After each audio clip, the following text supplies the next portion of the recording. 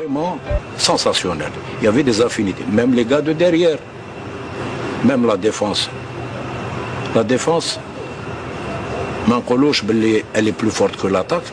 Mais c'est ça le charme du CRB. C'est quand on prenait 2 buts, on en marquait 3 ou 4. C'est ça la valeur de notre équipe et de l'attaque.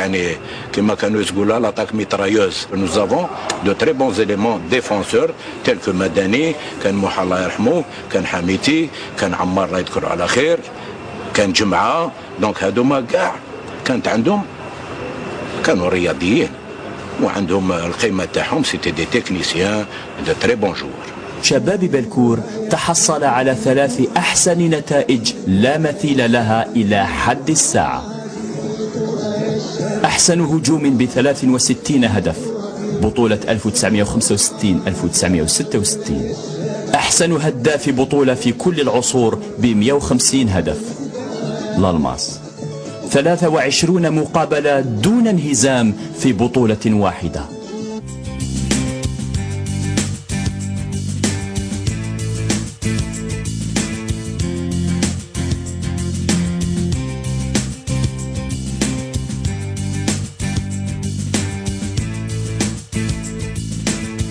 السنة الأولين تاع بعد لانديبوندونس سيتي لو كلوب كي اتيري لو فوتبول فيغ لي سومي. اكتو لا كوب مغربين لا كوب دافريك كنت لي بروميي كلوب كي يجوا لا كوب دافريك. Il y avait les meilleurs joueurs, les plus grands joueurs كانوا تما. Donc ça vous fait que de la fierté يعني. البداية ديال كأس المغرب العربي كانوا اللي كيشاركوا فيها هما الفرق البطالة ديال المغرب العربي. Au début, c'était un tournoi 4. Un tournoi 4 qui se faisait en demi-finale et en finale. Je crois que c'était quand même une très très très belle équipe. Et ça a donné un match de grande dimension. Il n'y avait pas de but effectivement. Ça, on est arrivé au tir au but. Et là, on a pu conjuguer la valeur d'un Mohamed Abdallah qui était dans les bois. Et grâce à lui, je crois qu'il a arrêté 3 ou 4 tirs. Voilà. Et on gagne ce premier trophée, c'est le premier symbole qui symbolisait déjà, nous symbolisait comme une dimension supérieure déjà. C'est notre lana dans un autre palier. Il y a des joies et des peines. هذاك النهار الحمد لله c'était la première coupe du Maghreb. أيها السادة والسيدات لي بينالتي لضربة الجزاء. حارس المرمى هو عبروق يشد الضربة الأولى اللي كان شوتها عبد القادر حارس المرمى نتاع وداد الدار البيضاء. وهكذا عبروق يمنع الضربة الأولى ضربة الجزاء الأولى.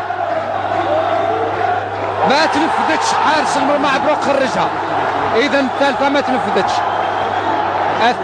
تنفذتش. عاشور ينفذ الأولى نتاع الشباب الرياضي اللي بالكل هدف.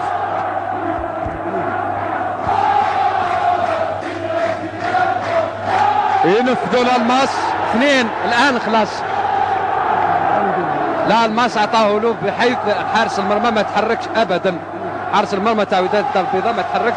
وبهذا إذا يكون الشباب الرياضي اللي بيكون هو اللي يربح المقابلة.